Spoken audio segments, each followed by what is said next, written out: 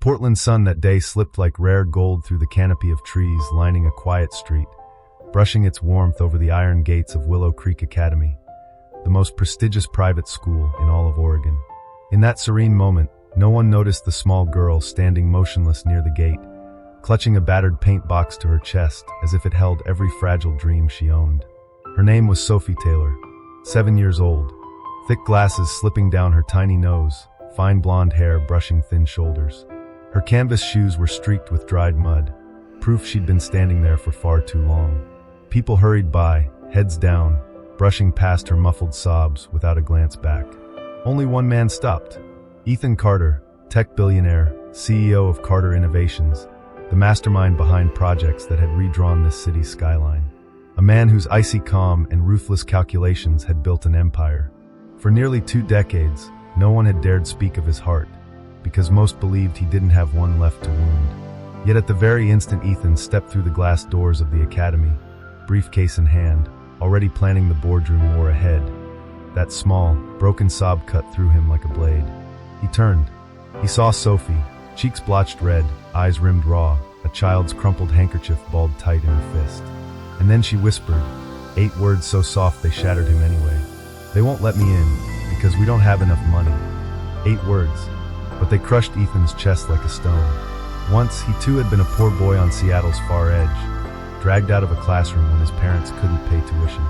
He had sworn, with young rage and grown-up power, never to let it happen again. Yet here he was, his father's name on the marble wall behind Sophie, and the door slammed in her face because she was poor.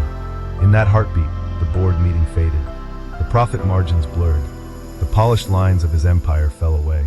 All that remained was Sophie, her tears, and a part of Ethan Carter, buried under decades of deals and dividends, rising up like fire in his veins. Today, by these immaculate iron gates, a tiny dream would be saved, and a man thought long turned to stone would remember how to feel. Ethan Carter couldn't remember the last time he'd lowered himself to speak eye to eye with a child. But the moment he crouched in front of Sophie Taylor, the world's noise dulled into silence, leaving only the whisper of wind through her hair and the heavy beat of his own heart. His voice came out low, almost gentle. "Sophie, do you want to go back to school?" Sophie pressed her lips tight, fighting to hold back a fresh wave of tears. The small cardboard box in her arms trembled.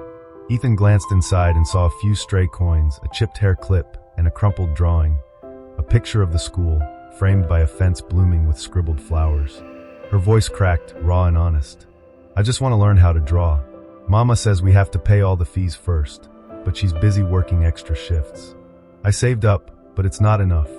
Each word hit Ethan like a punch to the chest. He had once hated excuses for harsh rules, but hearing them now, pouring out of a child's mouth, he found himself swallowing a surge of rage he couldn't quite name. He didn't waste another second. He took Sophie's tiny hand in his, holding it carefully, like she might shatter if he pulled too hard. Turning his head, he shot a silent command to his assistant standing frozen near the gates, "Don't interfere." Together, they walked through the iron gate Sophie had only dared to dream of crossing moments before. Inside Willow Creek Academy's main office, the headmaster had never seen Ethan Carter arrive unannounced, certainly not with a trembling, dirt-smudged child at his side. Every pair of eyes, secretaries, teachers, aides, snapped to attention as the city's coldest billionaire stood before them, a little girl's hand clasped firmly in his. Ethan's voice, when it broke the stunned hush, was stone and thunder. "I want Sophie Taylor enrolled today. No conditions, no financial checks, no waiting list." The headmaster's face drained pale, voice stammering. "Mr. Carter, with all due respect, our tuition policy." Ethan cut him off. His tone could have carved marble. "Policies are written by people. I laid the first brick for this school. I'll tear them down if they make a child cry outside its gate." Sophie squeezed his hand tighter. She didn't understand all the big words, but she felt it. Someone was fighting for her, standing firm in her corner. Minutes later, papers rustled, a red stamp thunked down, and Sophie's name returned to the student roll. But Ethan wasn't finished. He turned to his assistant, voice unwavering. "Set up a scholarship fund. Immediately. No child at Willow Creek will ever stand outside those gates again because they can't pay. Not while I'm alive."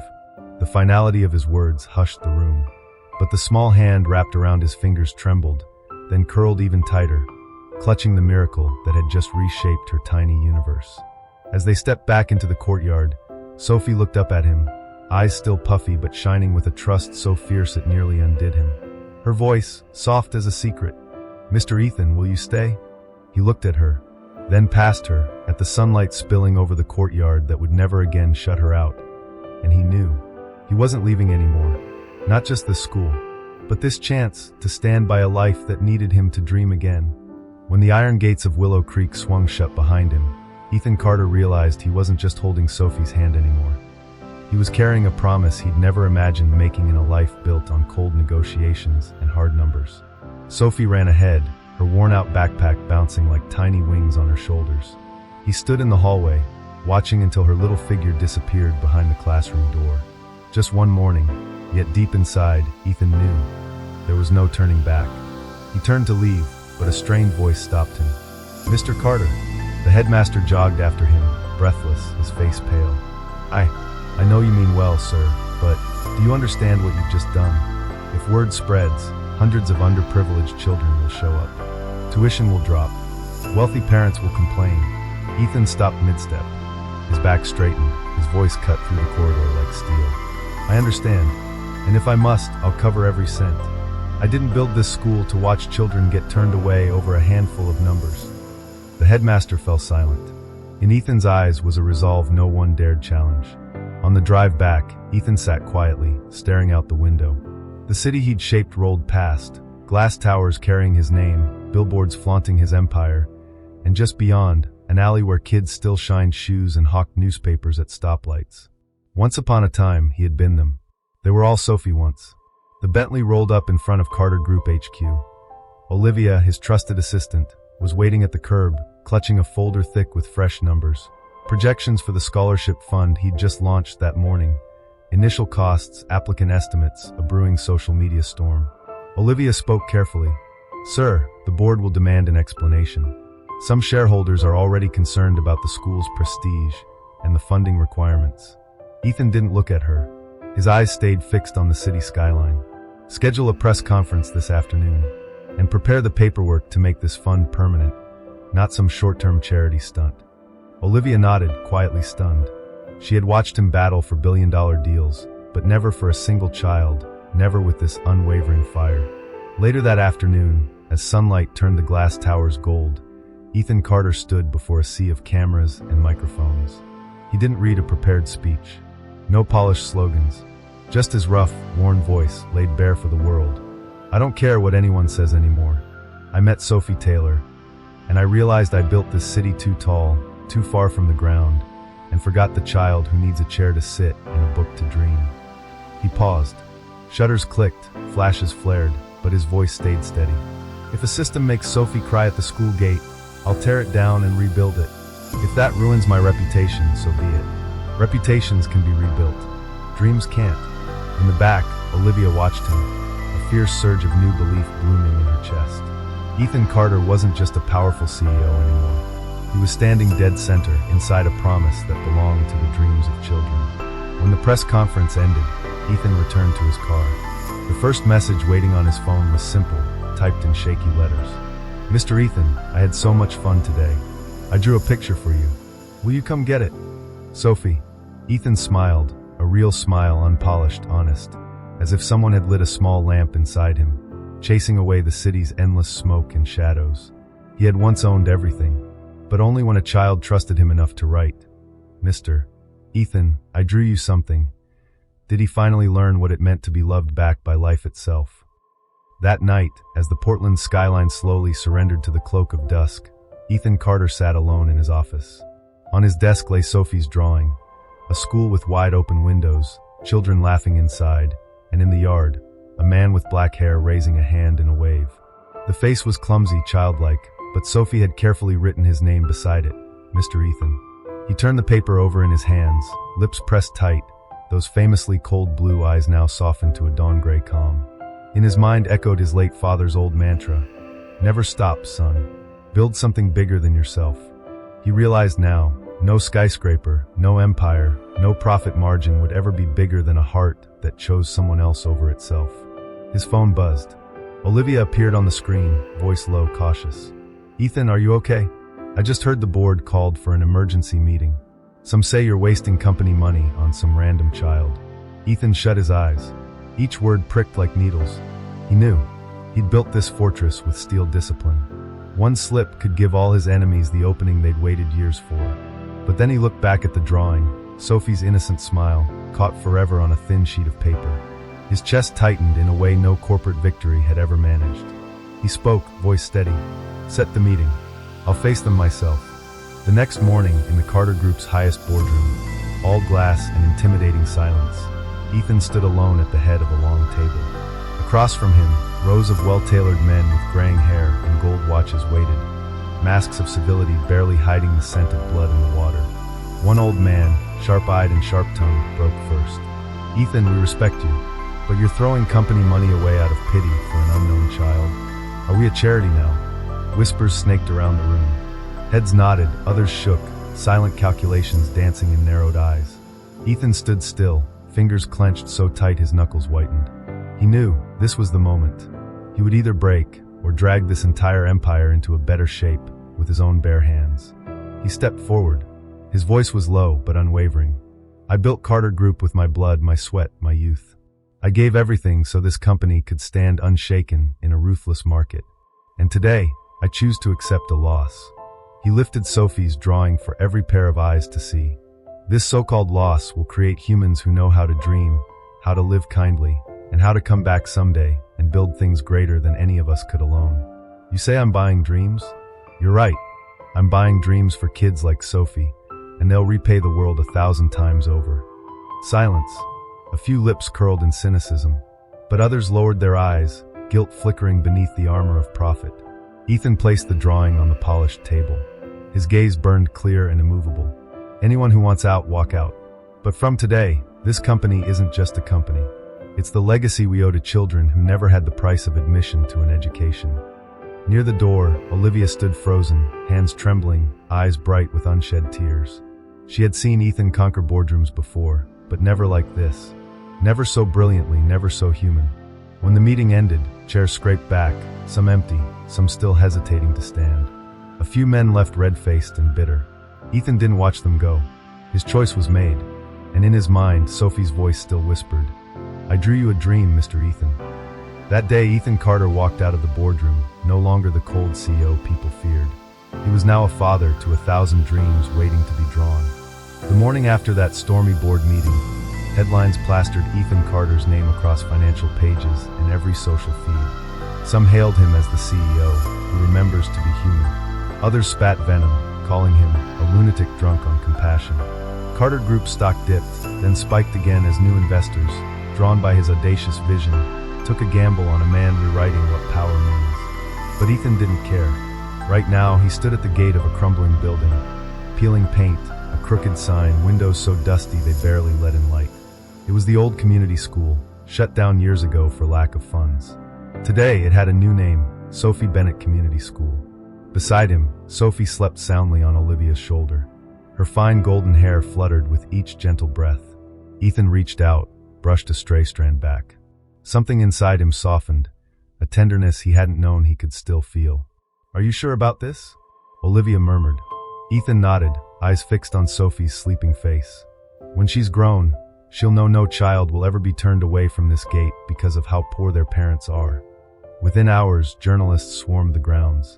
Cameras captured the world's richest tech mogul lugging timber planks, shaking hands with sweaty painters, kneeling beside contractors sketching fresh floor plans. And in every lens, children peeked from doorways, wide-eyed, hope dawning where there had been only fear. In the middle of a dusty courtyard, Sophie stirred awake. She blinked at the half-painted walls, the busy workers, then tugged Ethan's sleeve. Mr. Ethan, is this my new home? He froze. Then he crouched, so his eyes met hers, clear, solemn, unshakable. It's not just yours, Sophie. It'll be home to every child like you, the ones who once cried at a locked gate because no one thought they deserved a seat inside. Sophie didn't understand all of it, but she beamed, a grin so bright it cracked something inside Ethan wide open. She threw her tiny arms around his neck. Behind him, Olivia turned away, wiping a tear that refused to stay hidden. The first reopening day was set for a week later. In those 7 days, Ethan did what no boardroom warrior would dare. He personally carried a list of nearly 200 children who'd been forced out of school.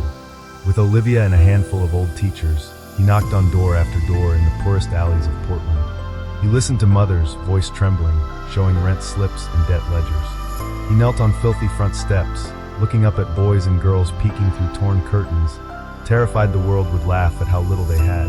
And each time, he offered the only promise he truly meant. I don't want your money.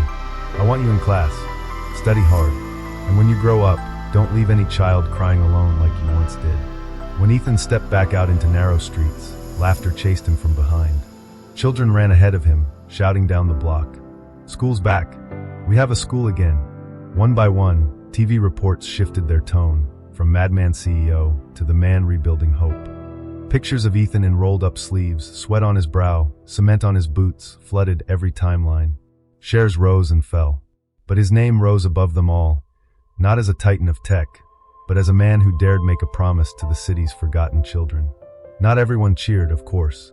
A faction of hardline shareholders began plotting to topple him, calling for an emergency vote to strip him of power. They accused him of betraying the bottom line, forgetting the one true god of boardrooms, profit. But Ethan knew, and for once, he did not stand alone. For the first time, Ethan Carter held a weapon no hostile takeover could buy or bury. The faith of the city's poorest children, kids who would grow up remembering him not because he was rich, but because he had knelt in the dust beside them and said, "You matter." Asterisk asterisk that Monday morning, while the boardroom of Carter Group trembled under threats and power plays, outside the skyscraper a very different crowd gathered. Parents, teachers, reporters, and scattered among them, children in faded jackets, holding cardboard signs drawn with crayons. "Thank you, Mr. Ethan," and "More schools, please." Inside, the last echoes of Ethan's voice still vibrated in the air like a vow no one dared mock. Olivia, standing by his side, met the eyes of every stone-faced board member, daring them to challenge the mountain of truth she had just dropped on their polished table. Arthur Miller, still clutching the damning file, tried to regain his iron grip on the room. This is sentimentality, not business. But he didn't finish, because through the thick glass door behind him came a soft sound. Tiny footsteps, timid yet certain. Heads turned, cameras swiveled, and there she was, Sophie Bennett. 7 years old, backpack too big for her shoulders, her sketchbook clutched to her chest like a shield. She peeked in, spotted Ethan, and her whole face bloomed into a shy, unstoppable smile. She walked right up to Arthur Miller, who stared as if seeing a ghost. Then she stood before Ethan, her little voice carrying clearer than any PowerPoint slide. "Mr. Ethan, I made you another drawing." Ethan knelt, hands trembling just enough for Olivia to see. He took Sophie's sketchbook. On the page was a stick-figure version of himself, standing under a big tree. Around him, dozens of smaller stick kids, all holding hands. Below it, in crooked letters, "Thank you for not closing the gate." Arthur opened his mouth to protest, but the room had shifted. Sophie, in all her innocence, had done what profit charts and PR spins could not. She'd made these men and women remember why they built glass towers in the first place, for someone to dream bigger than their parents could afford. Olivia stepped forward, voice clear but soft. "Gentlemen, ladies, you can remove a CEO from his chair, but you cannot erase the reason he was trusted to sit there." No one raised a hand for the motion again. Ethan stood up, one arm gently shielding Sophie, as if the entire corporate world were a storm he would stand between her and forever. He looked around, not as a man pleading to keep his crown, but as a father defending every child who'd ever pressed a tear-stained face to a locked gate. "This is the future you asked me to secure. Not just stock prices, not just towers, but people, hope. The kind that grows into something none of us can measure in quarterly reports." Outside the window wall behind him, the morning sun flared against the Seattle skyline, brighter than the tension, stronger than the fear. And in the hush that followed, as cameras caught every second, Sophie reached for his hand. Ethan Carter, once the coldest name on Wall Street, squeezed her tiny fingers back and knew with unshakable certainty. He had never been more powerful, and never more human. That morning, as the wind rattled the flag above Sophie Bennett Community School, Ethan Carter's name trended across every headline in Seattle. Some called him reckless, some called him a savior, but inside his chest, under the armor of a tailored suit, only one truth thudded with every heartbeat. He was done watching children stand outside locked gates. Olivia walked briskly beside him as he exited the old office. A makeshift principal's room now cluttered with hand-painted thank you notes and a coffee mug that read "Best Dad," even if not by blood. She slipped him a tablet mid-step. Arthur filed for an emergency vote. Noon today. Location, Carter Group HQ. The boardroom's packed. Blackwell's lawyers are waiting outside, vultures in suits. Ethan scanned the alert, thumb hovering over the power button. Then he looked up, past the rickety fence they hadn't had funds to replace yet, to the playground, where Sophie was giggling as two older boys gently guided her to a swing. He whispered, mostly to himself, "They want my crown. Fine. Let's see if they're ready to choke on it." Olivia squeezed his elbow, a silent "we're in this together." Then she exhaled and said the thing everyone else was too afraid to say. "If we lose, they'll shut this place down, Ethan. They'll bulldoze it. Turn it into condos with ocean views and 0 kids laughing on swings." Ethan turned to her. For the first time in years, the lines at the corners of his eyes didn't look tired. They looked carved by resolve. "Then we don't just fight in that room, Liv. We fight in every headline, every phone screen, every heart out there that remembers what it's like to be small and left outside the gate." He tugged his coat closed against the biting wind. Olivia followed, typing so fast her fingers blurred. Noon. Boardroom 71st floor. Carter Group Tower. Arthur's voice boomed over polished oak and glass walls. "Ethan Carter has lost sight of profit. He spends our dividends on charity. He weakens us against competitors. Therefore, by this charter." Doors slammed open. Cameras clicked. Ethan strode in, flanked by Olivia and 2 local journalists he'd tipped off an hour ago. He didn't wait for permission. He didn't bow. He laid Sophie's sketchbook on the conference table like a holy relic. Then he spoke, calm but thunderous. "I built this empire stone by stone, dollar by dollar. Not to see it turn into a machine that eats hope for breakfast. Not while I still have breath." He jabbed a finger at Arthur. "You want profit?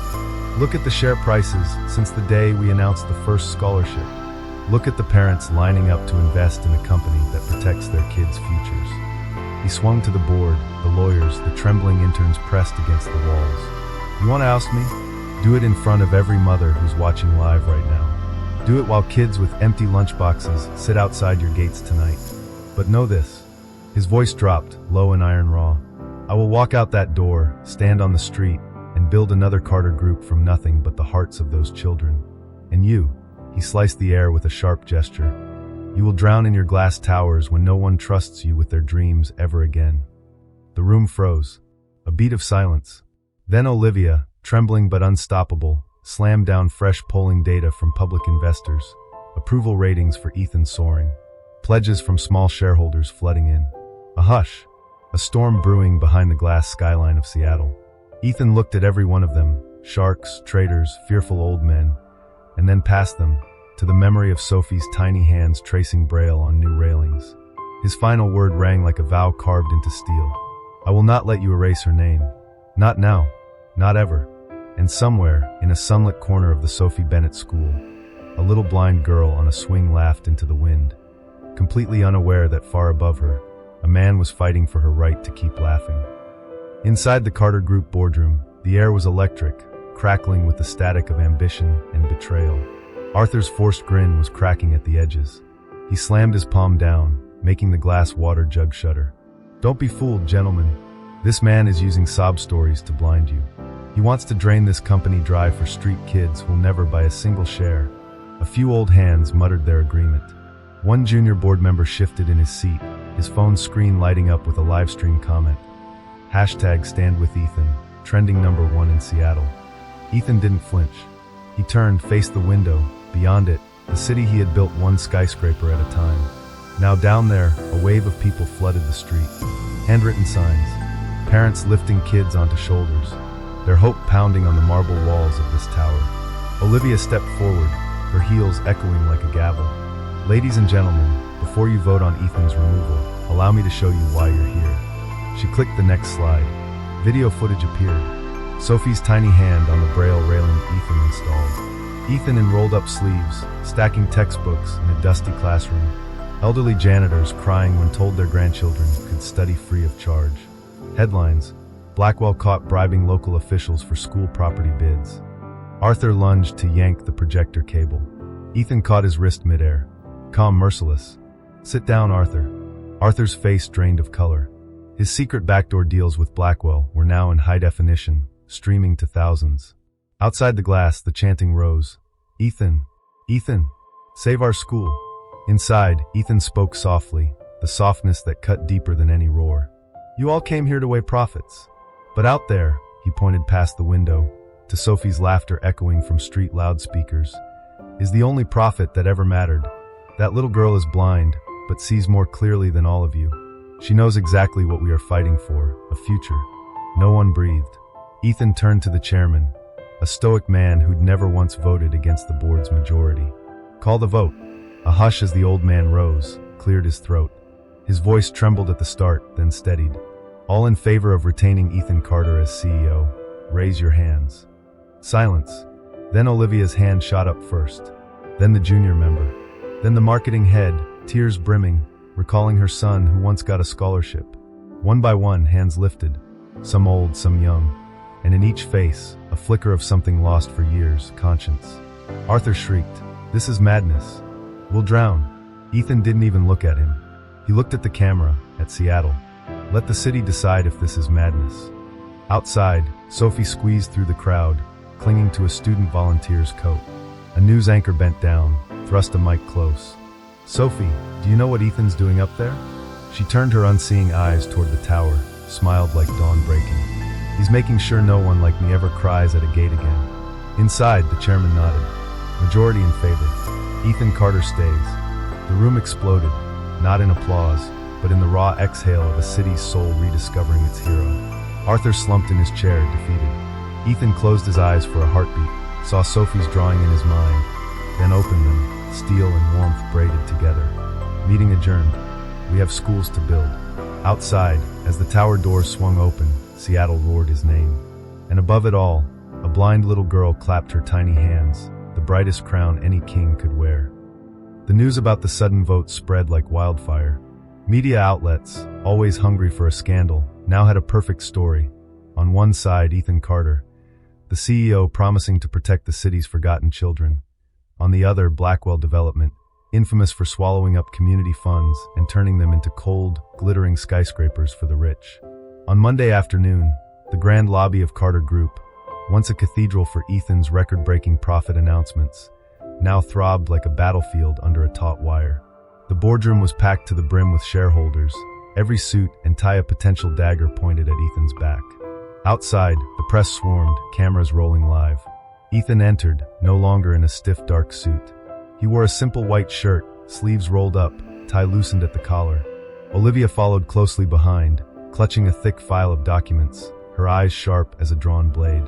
Arthur, once a co-founder, now a traitor, stood up, his voice dripping with smug certainty. "Ethan Carter, you were a genius once, I'll give you that, but you've forgotten where you are. We are a real estate empire, not a charity for beggars and street kids." Murmurs rippled through the room. Some heads nodded in agreement, eyes calculating profit and loss behind polished lenses. Ethan folded his arms, leaning back casually against the table, his voice quiet but resonant. "Arthur, you're wrong. We don't just build buildings, we build cities. And a city means nothing if it has no room for the weak and voiceless." Arthur barked a harsh laugh. Touching words. But where's the money? Who pays the wages of tens of thousands of our workers? Do our investors pour in billions so you can play saint for homeless brats? Ethan raised a hand. Olivia stepped forward and fired up the projector. On the screen appeared the full restructuring plan, a network of social housing, free schools, and high-return parallel projects to offset costs. Each number, each graph, cold, irrefutable math proving that helping the poor didn't kill profit, but forged trust and a sustainable market. Ethan stepped closer to Arthur, locking eyes with a calm ferocity. "I will willingly step down as CEO, if any one of you can prove me wrong for putting people before profit." Silence suffocated the room. Outside, the reporters pressed against the glass, cameras blinking red. Millions watched live. This wasn't just a boardroom brawl anymore. It was a fight for the future of the city's unseen children. Arthur's jaw clenched, but he went all in. He snapped his fingers. The big screen switched to a slideshow. Ethan at lavish banquets, expensive wine, women, glittering nightlife. Arthur's voice oozed with venom. "This is your beloved CEO. lavishing shareholder money on private pleasures. Is this who you trust? Think again. A wave of gasps and whispers tore through the room. Some shareholders shifted uneasily, greed flickering in their eyes. Ethan didn't flinch. He didn't say a word. But Olivia slammed her stack of files onto the table, her voice slicing the air like steel. Here's the real report. Every expense Arthur just showed was logged as legitimate partnership development, all audited by independent firms. She pressed a key. Receipts, stamped invoices, official audits flashed up for everyone to see, irrefutable. Olivia leaned in close to Arthur, voice like ice. If we want to talk about misused charity funds to buy a secret villa in Hawaii, I have evidence too, and it's not Ethan's name on those transfers. Arthur's face went sheet white. A senior board member leaned forward, voice tight. Can you prove that? Olivia held up a backup USB, her smirk cool as fire. Want to see it now? I also have transaction footage from Arthur's offshore account. Arthur sputtered, voice cracking. Lies. Fabrications. Too late. Some shareholders had already pulled out their phones, checking the encrypted emails Olivia had sent simultaneously. The silence cracked, and then broke into an uproar, but now the anger wasn't aimed at Ethan, it engulfed Arthur instead. The chairman slammed his gavel down. Enough. We're announcing the vote. Now.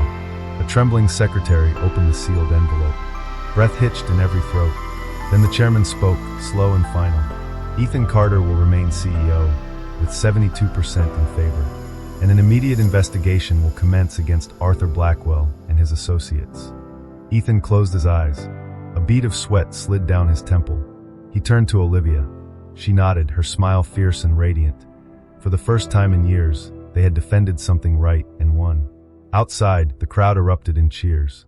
Sophie Bennett, perched on a student volunteer's shoulders, waved a child's crayon sign above her head. Thank you, Ethan. The moment the chairman announced the result, the boardroom erupted, applause mixed with furious whispers. But Ethan paid no mind to the chaos. His eyes stayed fixed on Arthur, the man who once sat beside him as an equal, now trembling, clinging to the table's edge like a drowning man grasping at the last scrap of power. Arthur exploded in a snarl, voice raw with rage. You can't do this to me. I built half the projects in this damn city. You all ate from my hand. But one by one, people turned away, coldly, decisively. Former allies now recoiled, as if his disgrace were contagious. A security guard stepped up beside Arthur, voice calm but loud enough for all to hear. Mr. Arthur Blackwell, we have orders to detain you pending investigation for embezzlement and financial fraud. Arthur lunged to break free, but two strong arms pinned him back. His eyes darted to Ethan, burning with venom. You think you've won? You're no different from me. Ethan didn't answer. He simply watched as Arthur was led away through the blaze of camera flashes and the sea of reporters waiting outside the glass doors. He needed no bitter retort. Silence was enough. Justice doesn't shout. It just waits for the truth to stand tall. Hours later, Ethan stood on the balcony of his office, gazing down at the plaza in front of headquarters. The crowd of supporters had mostly dispersed, but the hand-painted signs, "A school for Sophie," lay scattered on the steps, silent trophies of a battle for fairness. Olivia approached with 2 cups of coffee. She handed one to Ethan, her voice still trembling with emotion. You did what so many only dream about. You gave them back their faith. Ethan chuckled softly, his eyes drifting to a corner of the courtyard where Sophie was playing with a few young staffers, the basketball nearly as big as she was. It wasn't me. It was Sophie. She reminded me what I used to believe in. Olivia set a gentle hand on his shoulder, a silent thank you. So what now, CEO Ethan Carter? He didn't answer right away. Instead, he pulled out his phone and typed a short message to the city's chief urban planner. Break ground on the Sophie Bennett School project next week. Free for underprivileged kids for the first 5 years. This is Carter Group's commitment. Olivia read it over his shoulder, her eyes misting over. Sophie will have a school named after her? Ethan nodded, his gaze steady and unyielding. And no child will ever stand outside a locked gate crying because they're too poor. Not ever again. That afternoon, Ethan came down to the yard, crouched to tie Sophie's shoelaces. The little girl giggled. Uncle Ethan, will you stay and play basketball with me? Of course, but fair warning, I'm terrible at shooting hoops. That's okay. I'll teach you. That innocent promise made Ethan laugh until tears blurred his vision. He lifted Sophie onto his shoulders and jogged around the court as staff cheered. Olivia stood on the sideline, snapping a photo of the scene. The city's most powerful man, looking for all the world like any ordinary father. Off to one side, workers were mounting a new sign. Sophie Bennett Free School, because every child deserves a chance. Tomorrow, the headlines would roar about Arthur's arrest, the kind-hearted CEO, and Carter Group's new welfare fund. But for Ethan, none of that mattered now. What mattered was the child who once sobbed, "I'm too poor to go to school," now racing freely across the yard, living proof that miracles do exist when someone cares enough to fight for them. 1 week after Arthur's arrest, Seattle bloomed under the gentle spring sun. A vacant lot, once an abandoned parking lot beside a struggling neighborhood, bustled today with flags, flowers, and soft music. On a small makeshift stage, a large sign lay hidden under a white cloth. Soon it would be unveiled, bearing the words Ethan had spent countless nights perfecting word by word. Sophie Bennett Free School, where dreams are welcome.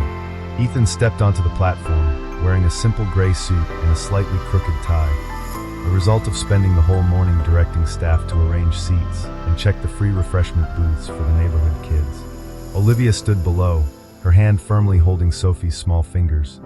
The little girl wore a yellow dress, her hair tied back with a white butterfly bow by Olivia herself. Sophie looked around, her eyes shining like stars. In front of Ethan were not polished business partners or hundreds of shareholders, but weary parents, children clutching balloons, and a few elderly folks leaning on canes, standing in the sun just to witness a dream come true. He cleared his throat, raised the mic, and began, his voice hoarse with emotion. "I'm not good at speeches," he said, a wry smile breaking through. "So I'll just say the one thing that matters. This school does not belong to me. It belongs to Sophie, and to every child who has ever been turned away just because their parents couldn't pay. Here, your dreams will never find a locked gate." A wave of applause rose, then fell silent as Ethan pulled a small ivory envelope from his pocket. He drew a deep breath, lifting it for all to see. "I'd like to read a letter I wrote for Sophie, and for the man I was 10 years ago." He opened it, the paper trembling slightly in his hand. Asterisk, "Dear Sophie, by the time you read this, the school that bears your name will be filled with laughter. You will have grown up, and perhaps you'll forget that morning you stood outside the gate and told me you were too poor. But I will never forget. I hope that one day, when you're old enough, you'll understand. The world is not fair by default, but we can choose to make it fairer, starting with small things like opening the gates of a school. You're my miracle, Sophie, and someday, you'll be someone else's miracle, just as you were mine. I love you like I love hope itself, and always will. Ethan Carter, asterisk." He folded the letter, discreetly brushing away a tear that escaped too soon. Olivia had climbed onto the stage without him noticing. She gently wrapped her arm around him from behind. Sophie, puzzled at first, was the first to clap, and her small hands triggered an avalanche of applause, thunderous and endless, a chorus for a letter, and for a promise that would never die. That afternoon, bulldozers roared to life, digging into the earth amid the cheers of children. Sophie jumped up and down beside Olivia, shouting, "Mom, Uncle Ethan is really building my school."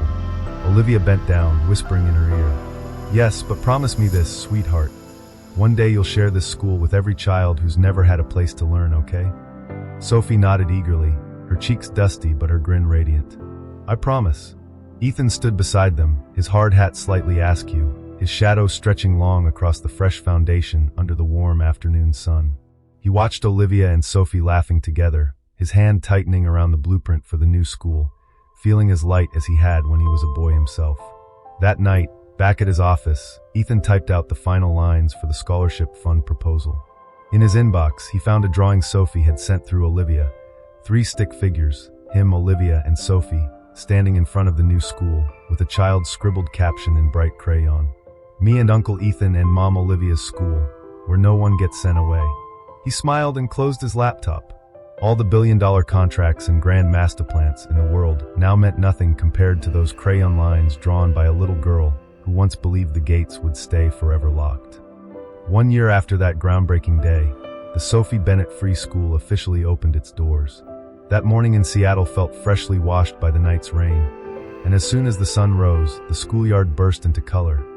Strings of flags fluttered, balloons lined the fences, and children's laughter mingled with playful music as they marveled at the new desks and blackboards for the first time.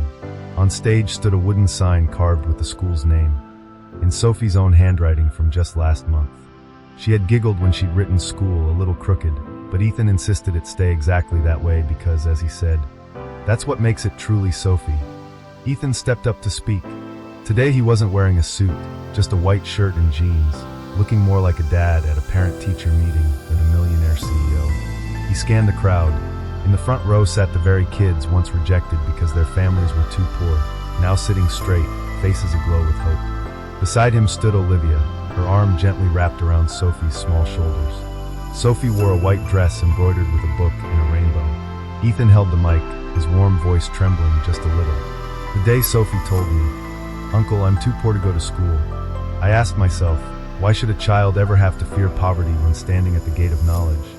He paused. A little boy in the audience instinctively squeezed his friend's hand, eyes glistening. Ethan continued, voice steadier now. "From today on, here at this school, no one will ever stand outside the gate again.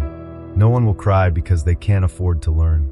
Here, curiosity will be answered, dreams will be nurtured, and kindness will be passed on." Applause erupted, echoing off the fresh-painted facade. Sophie looked up at him and beamed. "Uncle Ethan, now my school can learn everything, right?" Ethan bent down, hugging her tightly. "Yes, my little princess. And you'll teach other kids too. Teach them how to love and how to share, okay?" Sophie nodded, her loose hair dancing in the early breeze. If you're hearing this story now, remember, we can't change the whole world overnight. But we can start with one child, one open school gate, one chance to learn. Look at Sophie, one innocent sentence. "I'm too poor to go to school," moved a man's heart. And that man changed an entire community. In America, or anywhere in the world, you can be an Ethan too. You don't have to be a CEO. You just have to be someone who refuses to turn away when a child reaches for knowledge and for trust. One hand extended, a small scholarship, a single book given directly. Sometimes that's enough to create a miracle. If this story touches you, share it. Let more people know that goodness is real. And if you can, be an Ethan Carter in your own neighborhood. Build a small dream for a child who has no one to stand behind them. Don't wait until you're rich to give.